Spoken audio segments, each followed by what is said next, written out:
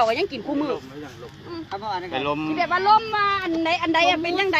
แต่ว่าแต่คณะกรรมการเพิ่นนั่นน่ะอธิบายสู่ฟังได้เพิ่นมาหลายเด้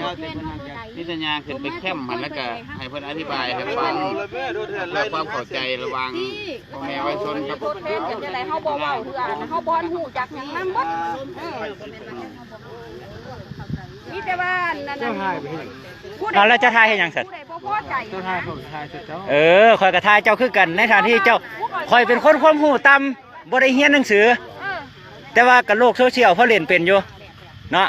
เพราะว่าดินตอนนี้ที่ยังบ่ทันให้บุกเบิกย้อนว่ายังบ่มีการทดแทนแล้วก็ยังบ่มีการหับเงินทดแทนเพิ่นทดแทนแล้วเจ้าบ่ฮับดีนี่ฟังง่ายเว้านี่เด้อแล้วบัดนี้ถ้ายังบ่ทันห้ามเนี่ยพวกเจ้าสิใช้อำนาจธิปไตยอำนาจของพวกเจ้าตัดสินซะบ่เพิ่นเว้านี่แม่จักเพิ่นให้ฟังเว้าจักฟังนี่แม่เอาฟังทายยังนี่เนาะมันก็มีกฎหมายคุ้มครองเนาะแม่นเจ้าทายไปดีมันก็บ่มีปัญหา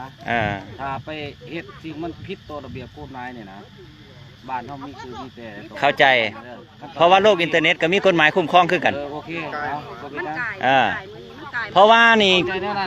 โดยที่พวกข่อยมาเว้านี่เพราะว่าดินตัวนี้ยังบ่ทันรับการทดแทนย้อนการตกลงกันยังบ่ทันตกแตก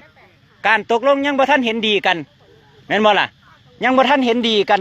พร้อมเพียงกันปรึกษาหารือกันแล้วบัดนี้พวกเจ้าสิมาใช้อำนาจของพวกเจ้าตัดสินนี่มันถูกบ่ข่อยถามอันนี้เป็นอำนาจรัฐเนาะในหน้าที่ในฐานะเจ้าเป็นเจ้าหน้าที่ของรัฐเจ้าใช้อำนาจของพวกเจ้านี่ถูกบ่ใช้อำนาจเนี่ยใช้อำนาจนี่แหละก็คือข่อยก็ยังบ่ทันได้ยินยอมนี่ข่อยบ่ทันได้ยินยอมแต่ว่าพวกเจ้าบุกเบิกมานี่เจ้าใช้อำนาจนี่ถูกบ่มันเป็นการบุกเบิกแบบบุกรุกของประชาชนบ่ข่อยก็บ่ได้ย่านดอกคุกบ่ได้มีไว้ขังหมาคือกัน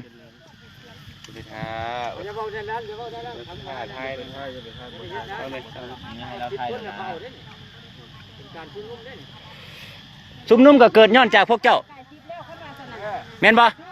ถ้าพวกเจ้าบ่ลงมาถือว่าพวกข่อยก็บ่มีการต่อต้านหยังเพราะว่าอยู่ในนี่บ่มีการชุมนุมเกิดย้อนพวกเจ้าเป็นผู้ก่อการเชิญของเพิ่นซะมื้อหน้าน่ะจังเป็นตามการเชิญของเพิ่นมีหยังเฮาไปเสนอแล้วเพราะฉะนั้นแล้วพวกเจ้าก็หยุดการบุกเบิกเพียงแต่เท่านี้เรื่องบุกเบิกกับเพิ่นบ่หยุดดอกเข้าใจกันแหละเขาสิบุกไปหมดคนจนจำเขตโครงการเลยเด้อเรื่องบุกเบิกเพิ่นบ่ได้หยุด